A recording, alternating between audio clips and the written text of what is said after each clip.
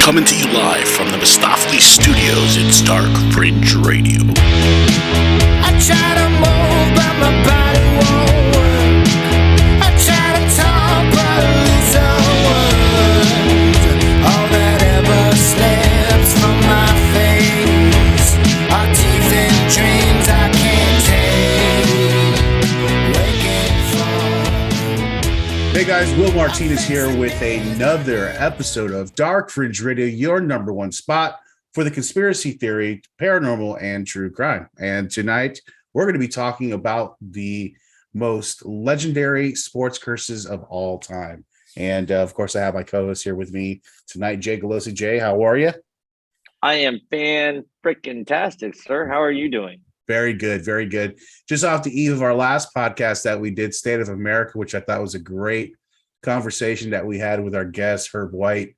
Wanted to thank him again for coming on the podcast last week and giving his knowledge as to what's going on in America. And I definitely implore you guys to go ahead and check that out. Of course, you can check that out on our website if you haven't been there in a while, darkfringeradio.com. Make sure you go ahead and check that out, by the way, Jay. There's a lot of good content on there. Every day I'm posting stuff on there. Crazy ass stories. I think you even commented on the last one that I put up, which was a bunch of kids. I think it was in Colombia. They all started puking after playing with the Ouija board. So again, what's your famous line, Jay? What's your famous line? Play stupid games. What? Play stupid games, win stupid prizes, sir. There you go. That's why I said it's your lane. Yeah. Listen, that's exactly what happened. Those kids bit off a little bit more than they could chew over there, messing around with that Ouija board, man. I'm telling you, man. Don't fuck with that, man. Don't mess with that. Yeah. People, listen to me. Whether you believe in it or you don't fuck with the Ouija board. Listen, what was it you ever heard of a fucking story where somebody messed with the Ouija board? Oh, something great, like miraculously happened, like something so wonderful. Never. Zero. Shit never happens, bro. Always something bad. So yeah, egg. Yeah, it's a for sure bad thing not to mess with. So yeah, anyway, so yeah, go check out our website, darkfringeradio.com. And of course, you can check us out on all our social media, Facebook and Twitter and Instagram at Dark Fringe Radio. So make sure to check that out. And of course, please go to our YouTube and go ahead and subscribe to our channel.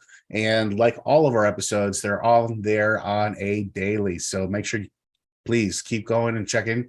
And we're putting videos there on a daily basis. So go ahead and check out Dark Fringe Radio on YouTube and subscribe. We really appreciate it. So tonight, Jay, I have a little bit of Dark Fringe news. You ready for some Dark Fringe news?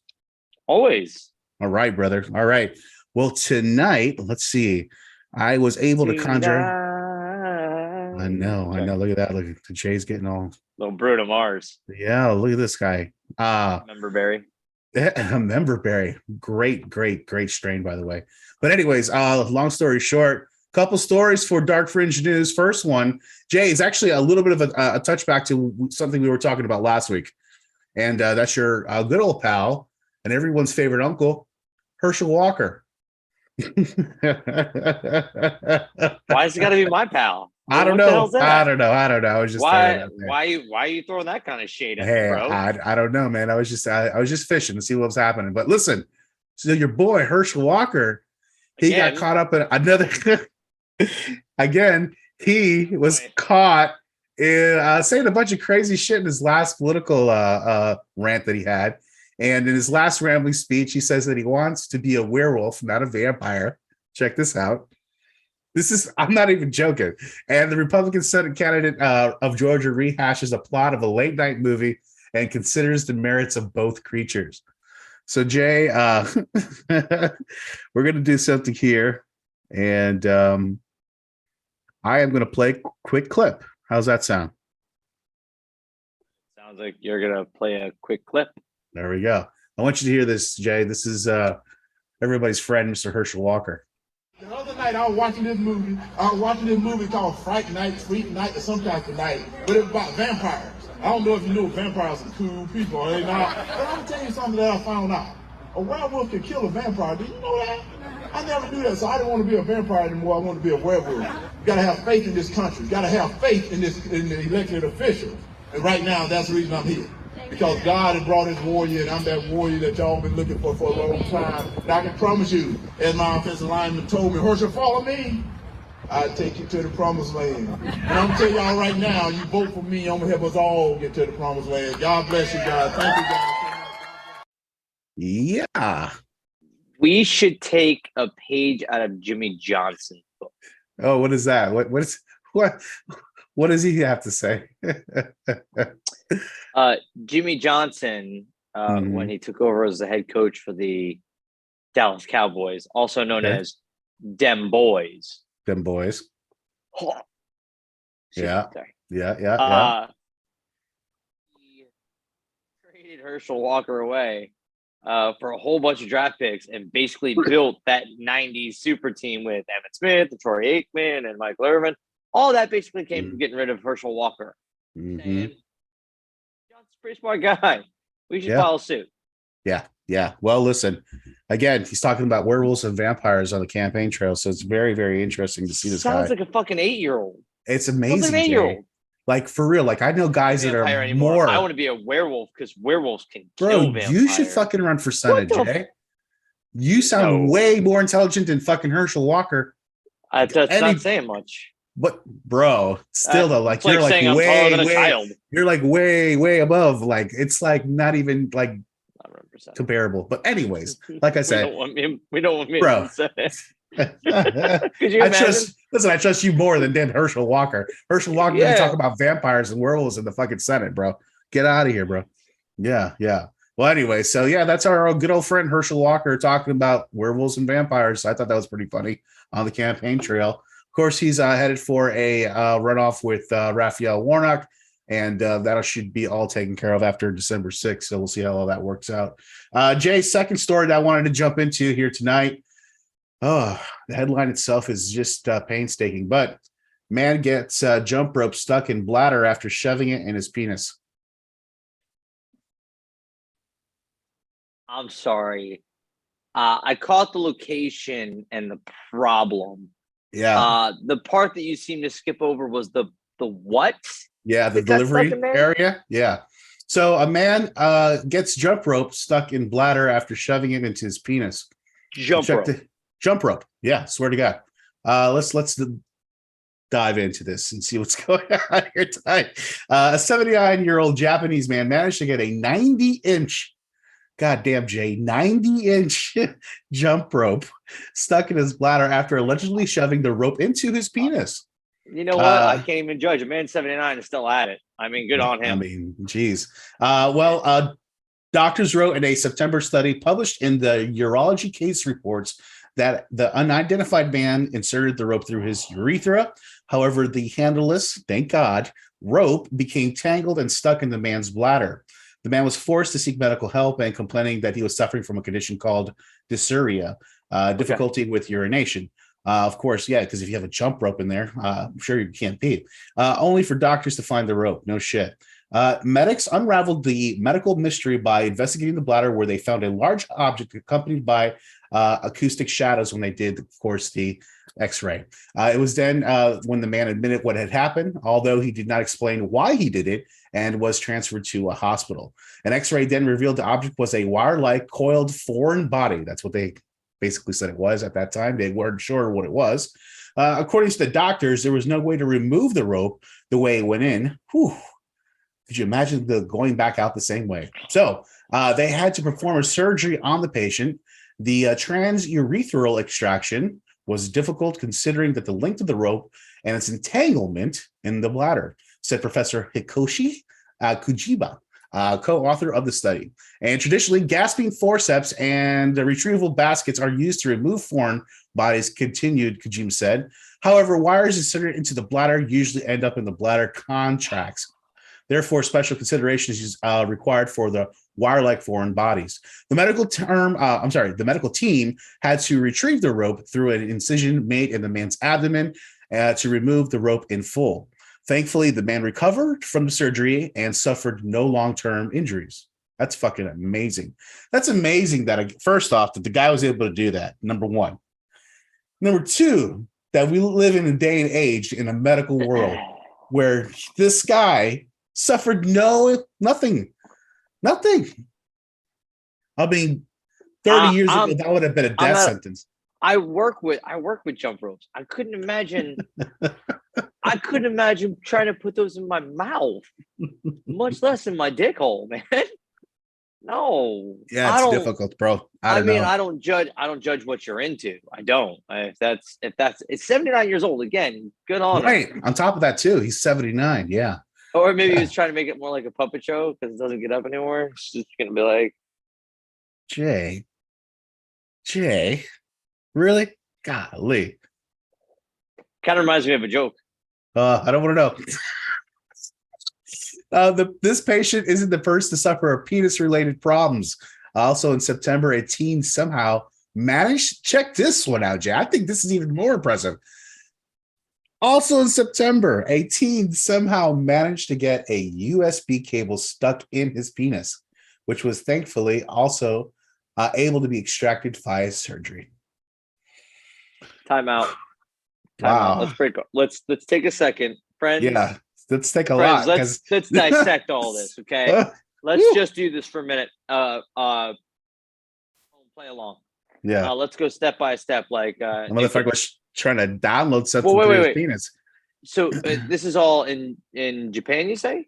Well, no, this I don't know where that a particular thing happened, but this is also Separate they do areas. a study. Yeah, it could be anywhere. I think they do a study that's around the world, and this has happened to be one of them. And this is also another one. But still, let's break this down as different generations. Old man Willie, went shoving a jump rope up his, what's up. Right. Young little Timmy wanted to charge some things up, so he used the USB cord. Gen Z. It just goes to show you, it's a totally different generation, man. Totally different generation. Different generation. Yeah. So I thought that was something. But I tell you what, that to me is so unbelievable because, again, like I said, it's so amazing that we're able to help somebody like this and them not actually have any injuries or sustain any injuries afterwards. It's just amazing. But again, I think what a fucking crazy ass story out of Japan, huh, Jay? I've never heard of anything like that. Yeah, that to me, when I read this, Jay, I was like, this is not true. And then I kept reading more and more and more and more. And I was just like, this is fucking true. I was like, holy shit. So anyways, that's what I had for tonight for Dark Fringe News, Jay. We're going to go ahead and move on to your next segment, which is What the F Florida Man. What do you have for us this week, Jay, for What the F Florida Man? Well, I told you right before we started that I was going to come at it from a slightly different angle, and I was also going to bring back a classic, an oldie but a goodie, a Dark Fringe from the Dark Fringe, if you will. Oh, boy, let's hear this. So I'm going to intermingle my Florida Man. Okay. With a little throwback Dick of the Week. Oh, very nice. Yeah. And I'm going to intersect topic and theme for the evening, which is sports curses. Yep. Yeah, let's hear it, Jay. My What the Florida Man, my Dick of the Week, it all comes down to the 1972 motherfucking Miami Dolphins. These are for you. These are for you.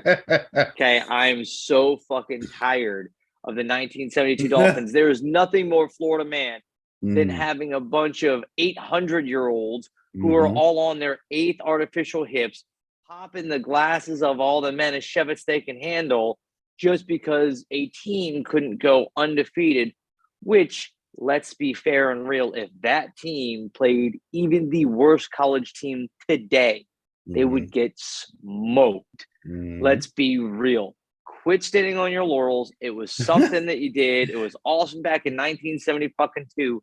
Yeah. But half of that team is fucking gone, man. Let's let it die, guys. Stop being such assholes about this one thing you did. Okay, I get it. It's awesome. What's bringing this up, Jay? What happened? Who sent this to you lately? It's every fucking year. Oh, Lord. All right, just to be fair, and again, friends, filler, I don't use the word hate very often in my vernacular. There are a few things on this planet I will say I hate. Okay, yeah, that's Chevy true. Camaros. I hate Chevy Camaros. Yeah. Okay, the Dallas Cowboys, numero uno on my hate list. Right. But not far below them, also in the NFL, would be the Miami motherfucking Dolphins. I was raised in the house with a Miami Dolphin fucking fanatic who was fucking noxious. It's how I became a Niners fan, was watching them smoke the Dolphins in the 84 Super Bowl. Super Bowl. Yeah. I'm sorry. Who's better, Joe Montana or Dan Marino? I'm sorry. What? Can you suck a dick? Thank you very much. So, wow, we are throwing fucking shade tonight. Go ahead, Jay. I really don't like the Dolphins, man. I don't like I the Dolphins. see that. And Yeah, I have found most Dolphin fans to be just repugnant. Like, they're all just assholes. Yeah. They're all just, we're the fucking Miami Dolphins. Oh. Are you fucking kidding me? You guys have been a disaster for a long time. I'm a Niners fan, but I will tell you, we have had problems. We have been disastrous. Yeah, but you guys had up and downs. Yeah, you've had ups and really high ups. Like, yeah. We got fucked. Yeah. Well, yeah. The other one we just got beat by Patrick Mahomes. Just Patrick Mahomes. But he's a beast. Yeah. I digress. Yeah. My what the Florida man, there's nothing more Florida man than a bunch of old men sitting around throwing piss on young people just because young people are doing it 72 Dolphins, Jay. How about the 72 Dolphins? Oh, Larry Zonka, I'll run through you. Larry Zonka was like Larry 6'2", Zonka. 190. There's safeties that are fucking 6'4", 220, and they will smoke fucking through you. Two different times, yes. I get it. It was a great thing, and definitely something to be proud of. But can we stop popping champagne? Yeah. Every time the last team in the NFL fucking loses, like, come on, man. Yeah. Let it go, guys. Let it go. All right. Let it go. Like very Elsa. Good. Let it go. All right. All right, Jay. Let it go. So that's your what the F Florida man is. Every Florida Dolphin fan that lives here in Florida. Very good, Jay. There you go. All right. Well, Jay, thanks for that. What the F Florida man. Really appreciate it. I can tell the discontent that you have for those fans. It comes through very strongly. So, all right, Jay. So let's take a quick break, and then we're going to jump into our main topic for tonight, which is the most legendary sports curses of all time. It's a great subject, and we're going to get into it very deep tonight. So stick around, and we'll be right back. It's time to play a game, but first enjoy this episode of Dark Fringe Radio. The event movie of the year everyone is talking about. You're just a virus. You're not real. I'm your mother, stupid! A group of people that think the whole world is trapped in a computer. We can't get out! Hurry! Stick your hard disk inside my drive! I can't! My hard disk crashed! Reboot it! The mainframe. What happens when 5 college students take LSD and discover the truth? Ah! Your face is a big pixel! And they have to make the decision of their lives. What's it gonna be? Yes or no? 1 or 0? The mainframe. It's real. The mainframe! Coming to theaters this Friday. Rated PS for Pretty Stupid. Frightened by football? Bored with basketball and baseball? Ready for some new action? Check out the sporting goods store for the 90s man. Hi, I'm Oscar Redondo, and I'm here at the Feel All Great Sports Store and Workout Center. We have the largest selection of alternative sports gear on the East Coast. Let's take a look. Skateboarding's out. Extreme inline skating is in. Yay! Just strap on your fruit boots and sashay through traffic in style. I'm walking on wheels and working my buns. Wow! Ooh, that's so hot.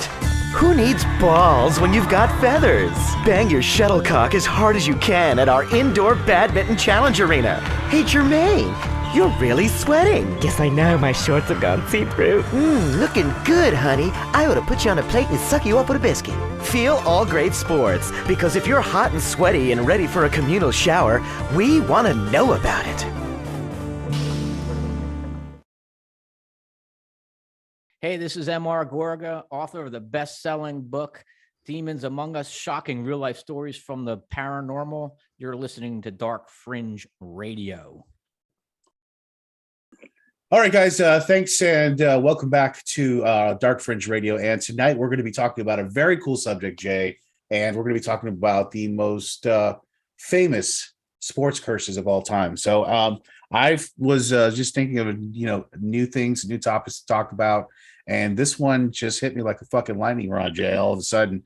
And I was like, oh, yeah, the guys are going to love this. I was like, Jay especially, I know this is right up his alley, And so tonight we're going to be talking about all these different sports curses, and it really goes across a lot of different sports. We're not just talking about baseball, football. We're talking about soccer, tennis, golf. I mean, there's so many different sports, that it actually covers. And there's anyone you look into, you'll find one. I don't give a shit if it's fucking cricket. You know what I mean? You'll find some kind of weird sports curse or some kind of weird thing that happened. But tonight, I'm going to start off tonight, Jay, and we're going to start off with the Socceroos. And the Socceroos is the Australian soccer team. The curse is the Socceroos and the witch doctor. And so this is what happened. Let me lay down the story for you. So November of 1969, the Socceroos traveled to Mozambique to play against Rhodesia, which is now Zimbabwe. All right. And the best of two series as a part of a qualification for the 1970 World Cup in Mexico. The Australians were hot favorites, of course, and the matches were expected to be mere formality. Everybody thought they were going to win anyway. But both games were draws. And so the third fixture was announced, and it was a huge game, of course, Jay.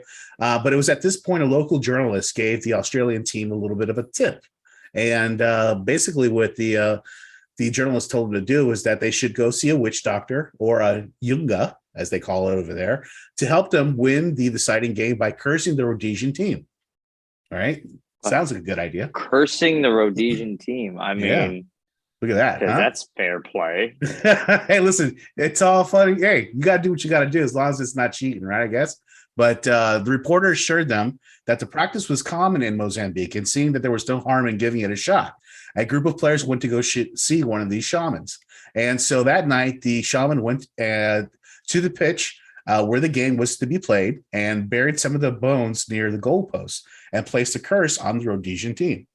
In the next match, Australia won 3-1, and the Socceroos went to leave, and basically the witch doctor approached the players after the fact and told them that he wanted to be paid $1,000 for his services. Hey, doesn't sound too bad. $1,000. Hey, they won, how hard right? can it be, really? Yeah, listen. So the players were either unwilling or unable to pay the said witch doctor, Jay, which led to the Unga reversing the curse and putting it on the Socceroos. Check that out. So the Godfather. Better be careful how you pronounce that. Obviously, you don't be fucking around with them people. You don't want to be messing around. And the godfather of the Australian football, the late Johnny Warren, once said of the incident, from that moment he put the curse on, everything went wrong for the team. Warren, who was the captain of the team at the time, attributed much to the curse, including many of the gut-wrenching losses the Socceroos suffered in their quest to qualify for the World Cup. Most notably, the shock loss in Iran in Melbourne of 1997. So the Socceroos did not qualify for the World Cup in Germany, but it would be to their sole appearance in the football's greatest stage for 32 years, Jay. Nothing, zero. In an interview with John Safran, for his show, the John Safran versus God show, Warren said that the Australia played Iran in the MCG that night, which Australians will not forget that the Australian game, which we didn't win for some reason, it was because they say of the witch doctor. So every time you see one of those things, you're thinking, hey, could this be true? You start thinking about it. And it's just, I think sometimes, Jay, these things start taking on a life of their own too, especially as more time goes by. You know what I mean? Yeah. More years go by. It's just like anything else, right? It has as much power as you allow it to have. So, in this case, was there an actual curse? Sounds like there was a little bit. Yeah, a little bit, right? So, some of the stuff we're going to cover, you could make an argument curse is strong, but there is a pattern that you just can't get by, whether it's hubris or whether it's just a strange happenstance. I mean, there's some weird shit, bro. Yeah, very weird. So Safran, he spoke to Warren, and he was convinced that, he was really convinced that this was a real thing. Even all the players of the soccer team at this point, Jay, were like, that's all it takes. That's all it takes. When you got a good group of people. Yeah. You believe it, it's real. If you believe it, it's real. Yeah. So he said, listen, this is what we're going to do. We're going to get a shaman. We're going to go back to that location, and we're going to see if we could reverse the curse. Okay. This is the plan. So basically, that's what they're going to do. Who hasn't been there? Who hasn't been there? Listen, you got to dig up some old bones. You know, got to call a shaman. It's every Saturday night. You know. We've all got a shaman. Where do you find that guy in the Yellow Book, Jay? You know, where do you find that guy? You find him on Facebook Marketplace. You find that under healers, acupuncture, and more. And more. There you go. Yeah, and more. He's at the and more part. You get it. Yeah. So basically, they went back. They got a shaman. They reversed the hex, and literally a year after Saffron died, they actually qualified for the World Cup, bro. Can you believe that? Boy, that's a kick in the dick, isn't it? Yeah. Wow. Yeah. How about a nice big old fuck you? Yep. A year after he dies. 32 years. Sucks. Defeating Uruguay in a penalty shootout at the Olympic Stadium in front of 82,000 people, Jay. So, yeah, the Socceroos and the Witch Doctor, and then going to bite him back in the ass for 32 years and then saying, okay, yeah, we were wrong. Yeah, might be time to reverse this shit. And so that's what they did. So there you go, Jay. That's what I had for the start of tonight. What do you have for? I guess that means there's hope. There's hope for Pete Rose yet, then, huh? Oh, there is. I still have hope for him. That old bastard. I love old Pete Rose. Who doesn't? Oh yeah, he's a good guy, man. He's a good guy. Oh, I don't know if I'd go that far. Well, yeah, I know.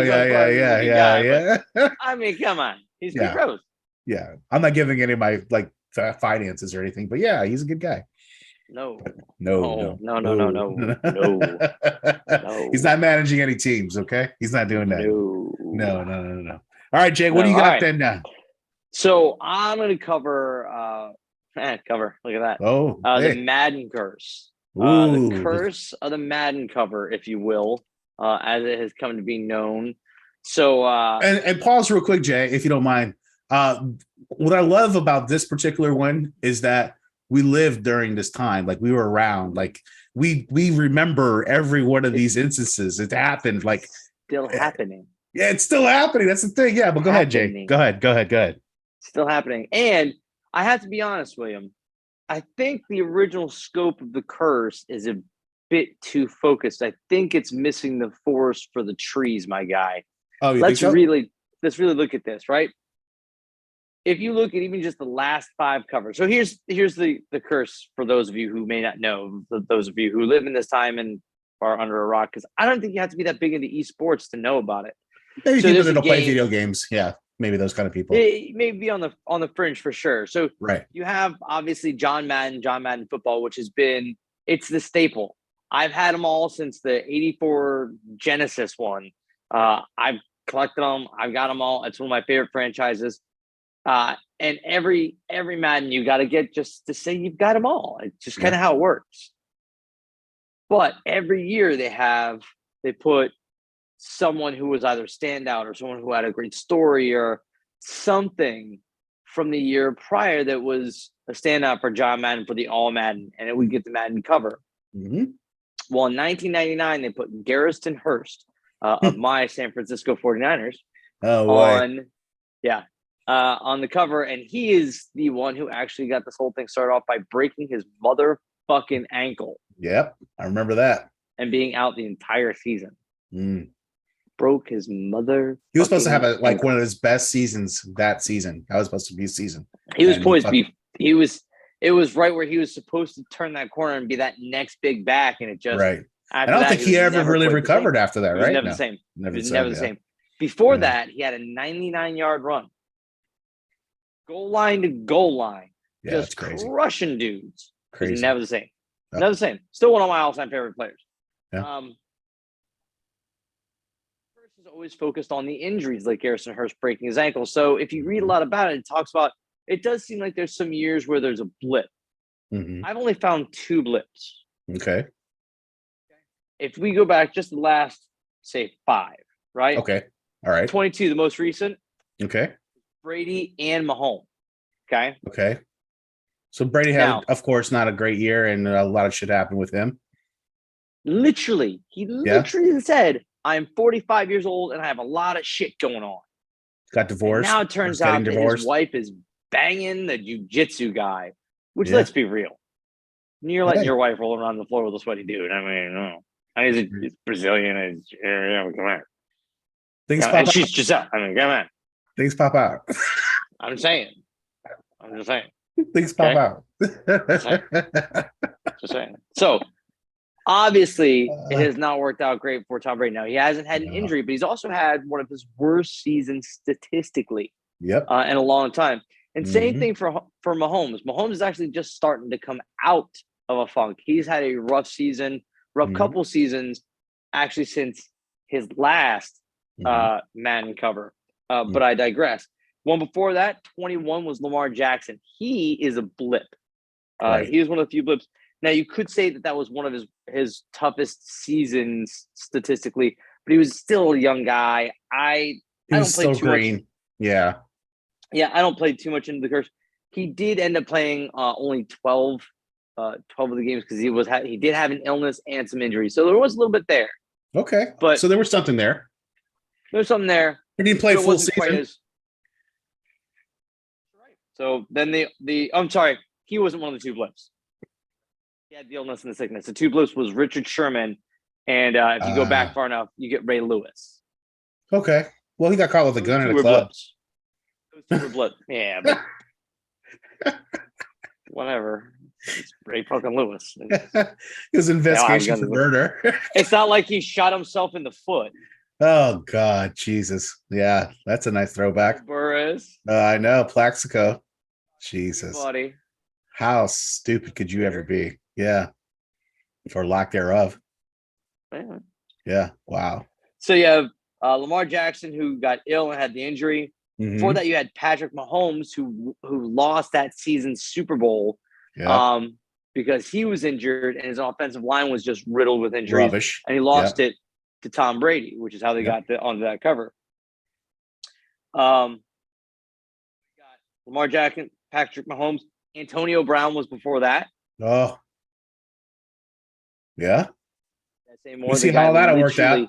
Literally took off his shirt and quit in the middle of a game. You don't see that. That never happens. That never happens. Never in the NFL. No. You'll see it in boxing and UFC. People won't answer the bell. They won't come out.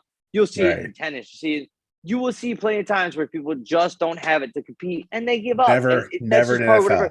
Yeah. Not in the NFL. You do not quit in the NFL. That just does not happen.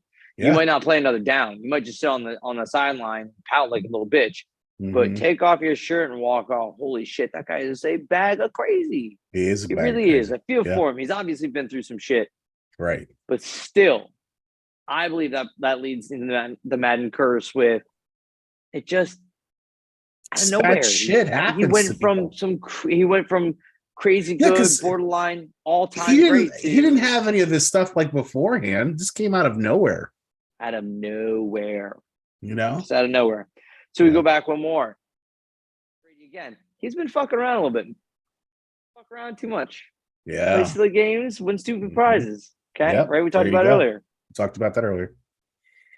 The overview of the season after that, the main headline. So pretty much what I did was I went to that season after, which was right after when the Madden Curse would have hit. Mm-hmm. And I just did an overview to see what the topic was. And then I kind of read, and usually I delved a little bit more in the stats. Yeah. Very opening line for this one. Okay. Tom Brady's decline. Most obvious from superstar to super average. He went from 4,000 from over 4,500 yards the season before with 46 touchdowns to 2,812 touchdowns. So he went by half. Huge drop. Yeah, it's like a huge drop. 50% drop.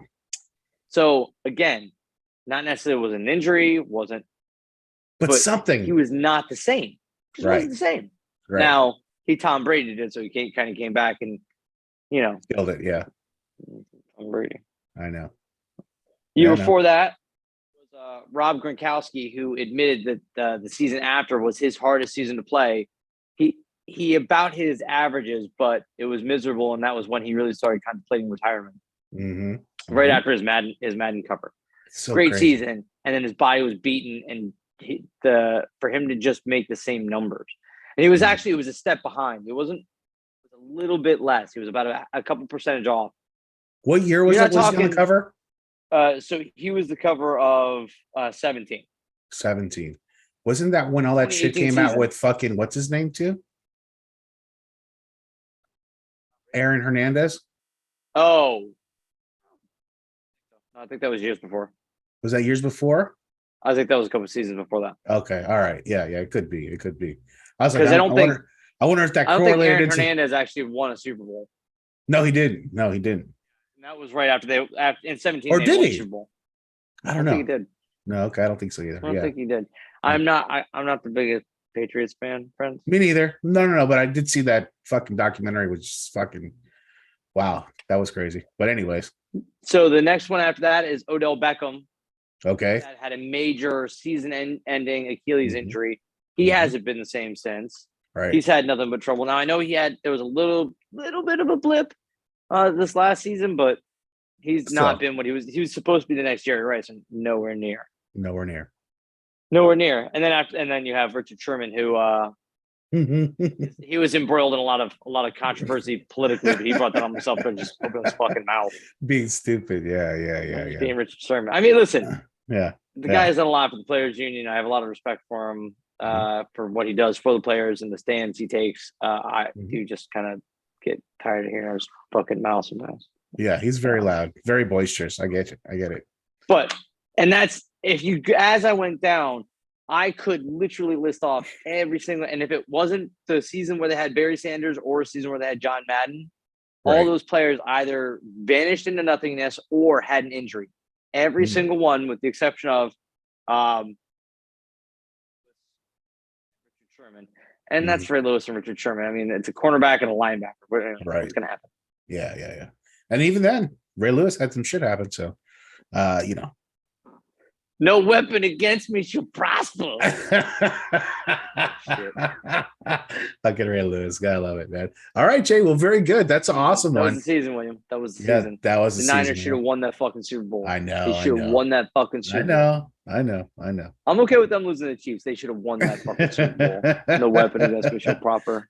Anyways, sorry, friends. No, listen, old wounds. Yeah, it's hard. But well, the next one I wanted to talk about here, Jay, is the Billy Goat Curse. And reason why I chose this one is because I have a little bit of an affinity for the Chicago area. And of course, the Cubs were born the Chicago White Stockings in 1876, for those that don't know. And they kept it up to date and went from stockings to socks, huh? Right? Yeah, it's crazy. You right? never see that. You never see that. Never see that. Washington Commanders. Never see that. Well, Cubs had a very long history in the MLB. They were one of the most one of the original teams, of course. And October 6th is a very sad day in Cubs history. The Cubs entered 4 of the World Series, leading to the Detroit Tigers 2 games to 1, needing only 1 game to win. The next 4 played by at Wrigley Field, a local Greek by the name of William Billy Goat Sanius, owner of the Billy Goat Tavern and a very avid Cubs fan. Bought 2 tickets to the game, hoping that he could get in. Now, Jay, there was an issue here. There was? Yeah. So William, what happened? The reason why he bought 2 tickets is not because he brought his wife or he brought his son or his daughter. He brought his girlfriend, that sly motherfucker. No, not even this guy. No, you would think. No, he ended up trying to bring his pet goat Murphy, and so they go up and they got 2 tickets. They didn't let in Murphy. No, they didn't let in Murphy. You know what? They deserve every fucking thing they got. They deserve to lose them to the Marlins. Okay, they deserve that shit. Why are you being rude to Murphy? That's Murphy's Law right there. Yeah. And it's a goat. And it's a goat. So yeah, you don't fuck with goats, brothers. Murphy's Law, the greatest of all time. Come on. That's exactly what they talk about when it comes to this curse, bro. And this curse lasted 71 years, by the way. 71 years, Jay. This is one of the longest living curses that that existed. But so yeah, long story. Jump rope was in that dude's bladder. Woo, boy. Hey, listen, so they don't let Murphy in. So, of course, William Sadis goes absolutely ape shit and says, hey, you know what? Fuck this. Cubs are never going to win another World Series ever again. Boom. And that's where it all started. And it lasted. He's pretty right. Yeah, and it lasted for 71 years. Jay.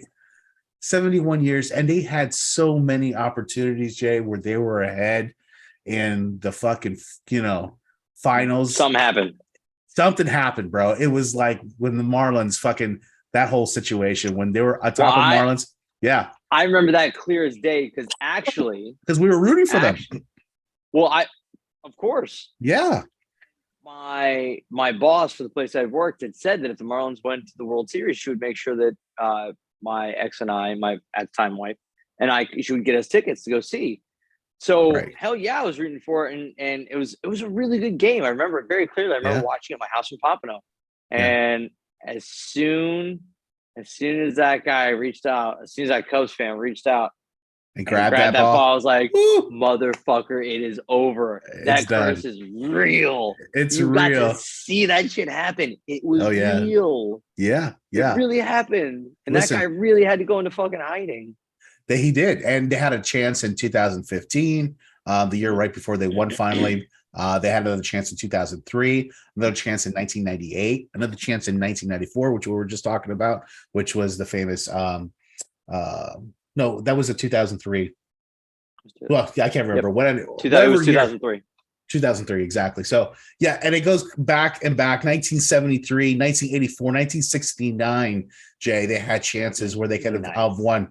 Nothing, Jay. Zero. Not until 2016, 71 years later, Jay, they finally break the curse with Joe Madden as the coach of the Cubs, which was the old coach of the Tampa Bay Rays, which he did a fantastic job with that team too, and ended up doing a great job with the Cubs and finally winning a World Series, Jay, and breaking the curse. Still lost. He still think they should. Well, they let him back in. Didn't exist back then, man. Lucky Pete didn't exist. Right. Exactly. I can see him right now. I'm calling Peter motherfuckers. Oh, Lord. Yeah. They won't let my goat sit. I know. Right. Exactly. Oh, you get somebody down there real quick. Like somebody somebody will be there fast. Jesse Jackson. Let that go inside. It sounded like fucking Herschel Walker. Anyways, yeah. I don't want to be a vampire. I want to be a werewolf. I want to be a werewolf. Dave, do you want to be a vampire? You don't want to be a vampire. You want to be a werewolf. He's 20%. Oh God, Jesus Christ! I can't imagine. This is. It's not even real. It's not even real. It's like fake life. It can't be. It is, unfortunately. Jay. All right. Well, Jay, what's the next one you have for tonight? Well, let's continue along with baseball, my friend. You brought up the illustrious Cubs. You were talking one of the most storied franchises in all of any sport, much less baseball, which was America's pastime. And let's be real, friends, it was America's pastime. Yeah. So I'm going to keep on that. And I'm sorry, Wayne Mac. I'm going to go one step above you. Please go ahead. The Curse of the Great Bambino. Oh, shit. Yeah. You can't. He is the GOAT. When it comes to baseball, I know there are others who have beaten his records. I get it. But let's just. But nobody did it like him back then, bro. The swag, bro. The first. He just didn't give a fuck. The first athlete I knew was Babe Ruth, which is weird because I was born in the fucking 80s. He was long gone before I came around. Yeah, and he was playing in the 20s. He was so influential. He was so huge. Mm-hmm. He left such an indelible mark on that sport and what that sport has meant to this country that you can't deny it. You can't. It's hard to argue it. So when you're talking about the Curse of the Great Bambino, what you're talking about is a switch. When you go the Red Sox, never the Red Stockings, always the Red Sox, losers. Yeah, stockings. They went from being one of the most concrete franchises at the very beginning of Major League Baseball, including winning the very first World Series. In fact, they won 5 of the first 15 World Series. That's pretty good. Very good. Including the very first 1903. They were a great franchise. Mm-hmm. And then they traded Babe Ruth. Who the fuck Yankees. Trades Babe Ruth? I know. They traded Babe Ruth. God damn, bro. It happens One of everybody. the biggest Listen, blunders of all time in all of sports history, I would say, is that right there. I mean, it's hard. That's It's gotta hard. be. You'd be hard to find another one. Right? Think It'd be about really it. hard Like, to find what's somebody better. what other blunders that has a team has done like that, almost self-sabotagingly like that? I mean, think about it. There's not that many. The Dolphins chose Dante Culpepper over Drew Brees. That's a good one. That's a pretty good, but still, that doesn't add up to Babe Ruth getting fucking traded to the Yankees. You let the fucking best player. I mean, it's close. I was It's throwing close. out ideas. It's close. It's close.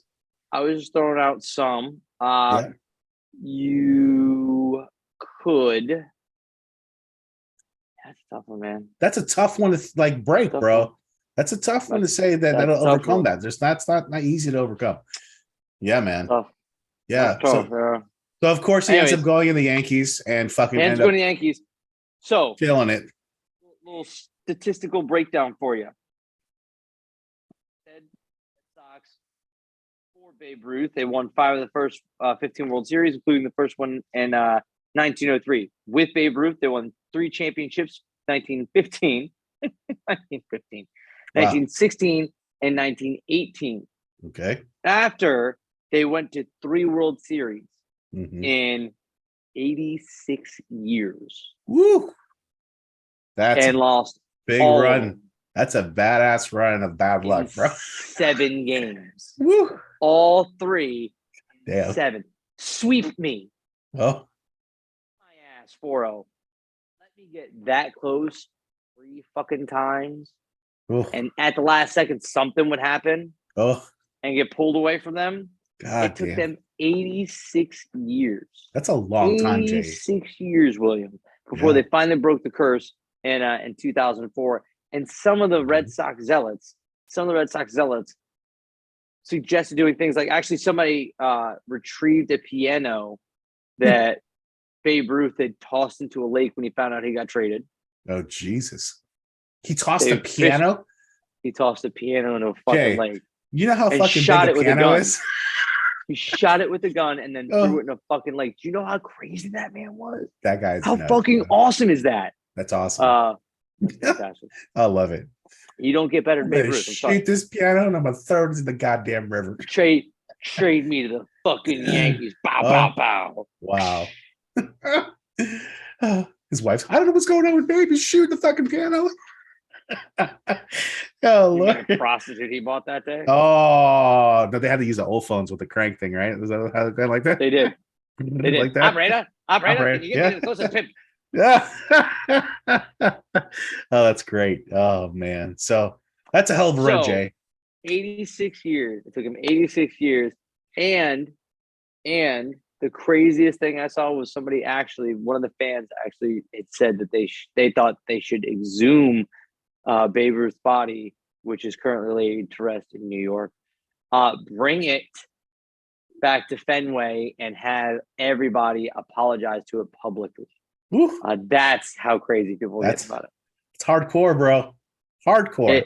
It's now, in reality, the trade with Babe Ruth didn't happen until January of 1920, and the Red Sox were already having problems before that. But Yeah. give it credence, Mm-hmm. it becomes real. Yep. And I remember watching all that, watching it unfold, especially in 2004 when they finally won the whole thing. Right. And you did. It's real because you feel it. You feel So, it. Yeah. Yeah. You feel it. Especially for that long. Think about it. It's just, and every year that goes by, it just gets compounded and compounded and compounded. And then you're up to 86 years. You're like, holy shit, is this ever going to be broken? There were fans. Yeah. Dude, there were fans that went their entire lives. Yep. Never winning, seeing team. anything. Yeah. It's crazy. Like it completely skipped a generation. Like it just like, all right, yeah. 100 years, 80 years. Let's just go. Yeah, we're going to skip that. We're not going to do anything. Fuck it. It's rough. Anyway, that's rough. Well, Jay, that's a great one. The Curse of the Great Bambino. I wanted to do one last one here, Jay, if you don't mind, which is the Curse of the Von Erich family. And professional wrestling has been something that's pretty near and dear to my heart, of course. And this particular story, I've known all my life, just because being a student of the game and learning about a lot of the history and a lot of the people that sacrifice their lives and the families and the people that actually ran these organizations and stuff like that. And of course, if you don't know, the Von Erich family was headed by one of the biggest heels of the 1960s. His name was Fritz von Erich. He would play like this German sympathizer in the 1960s, of course, which was huge. You know what I mean? We were in the Cold War, so what a perfect bad guy, to have in wrestling is a German sympathizer, basically a Nazi on TV, right? And yeah, so, it's right. Yeah, and basically he's from Ohio. Okay, this guy. And so, but he had a family of 6 children, and unfortunately, 5 out of those 6 children died prematurely. And it's a very wild and crazy story here, Jay. It all started with Jack Jr. He was the youngest, only at age 6 years old, where he was drowned in a puddle after being electrocuted. And so that was the very first victim, unfortunately, of the Von Erich curse. And it would just not get better after this point on, Jay. The other 5 followed their father into pro wrestling. But the curse, of course, continued. Fritz was the third son, arguably the best wrestler in the family. David Von Erich died in 1984 at the age of 25 of a suspected drug overdose. Mike Von Erich had just joined the family business a year before David's passing, but in 1987, he committed suicide at the age of 23. The baby of the family, Chris Von Erich, never had the looks or the abilities of his brothers, Jay, but he had a really he was very driven and had a hard desire to succeed in the industry, whether it being a wrestler or maybe being a booker. For those that don't know what a booker is, it's like the guy who kind of puts the matches together and organizes the whole event. But over time, he grew frustrated over his inability to, have any success in the business and or even get anywhere near to the heights of success where his brothers were. And he was still heartbroken over his suicide of his brother Mike. And he also committed suicide in 1991, just days before his 22nd birthday. And then, the worst tragedy, of course, was Carrie Von Erich, which was the standout wrestler of the family. He was the star. Yeah, he was the star of the family. Good looks, great body. You know what I mean? He had the whole package. Great wrestler, skilled.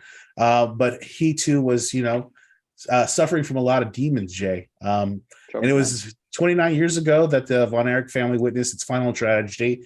Kerry Von Erich, the Von Erich, he was the only one that actually won the NWA World Heavyweight title, and he also had very high success in the WWE, which was the WWF at the time. But sadly, Von Erich's demons were coming to catch up to him, Jay, little by little, of course. And back in 1986, he was involved in a motorcycle accident that resulted in a badly damaged leg, and the result was amputation of his right foot. And he actually wrestled for a while, Jay, without a right foot. He actually had, because if you know wrestling boots, they cover your foot all the way up to basically where your calf is, almost like to the bottom of your knee. So for him, he was able to have no foot and still be able to do some of the moves which was even amazing in itself that he was able to do that at the time. But wrestling with a prosthetic limb, it just wore on him. And of course, he wasn't the same. His addiction to painkillers and alcohol just got worse and worse. And Von Erich left WWF at the time in 1992, and he returned to the Texas independent scene. So by then he was the shell of his former self, of course. He just saw his career just going downward at the time. He was on the verge and brink of divorce. He was on the verge of also going to jail for a while. He had multiple DUIs to the point where, this last one was going to result in him having actually some prison time.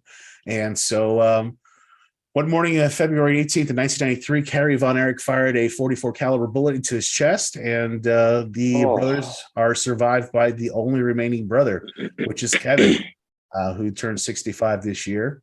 And he's the only one that survived the whole thing, and he lives out of Hawaii. And he actually has 2 sons right now, Jay, that are actually in the wrestling business now too, oddly enough. So the family name continues in wrestling. But yeah, just just horrible story, of all this loss of this family, and just one brother left at the end, out of 6. It's just amazing. It's just like how's that possible? I listened to the Dan Levitard show. I know I've talked about it a few times on here. Those of you who don't listen, it's a kind of a sports, it's like a National Lampoon sports show. It's sports, but they kind of make fun of it, the whole construct of it. But every now and then, Dan gets all serious. There's some kind of weird stuff in there, and more often than not, I tend to whip by that. Yeah. But every Friday, he has on Jay Glazer. Yeah.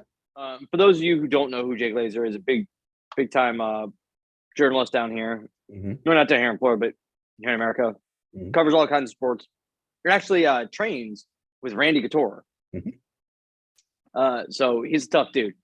He's become very open with his. He was Ariel Helwani before Ariel Helwani. People don't realize. Absolutely. Yeah. Absolutely. Yeah. Absolutely. They actually asked him what his favorite story that he broke was, and he was like, Spygate. Yeah, that's great. Yeah, there you go. I want to be. Yeah, there you go. So Jay Glazer been very open with the demons he wrestles with on a daily basis. He has a new book out called Unbreakable. He's got a podcast out by the same name. And he just had on Michael Phelps, who Michael Phelps apparently has been would in his worst moments would actually hit himself in the head with golf cleats.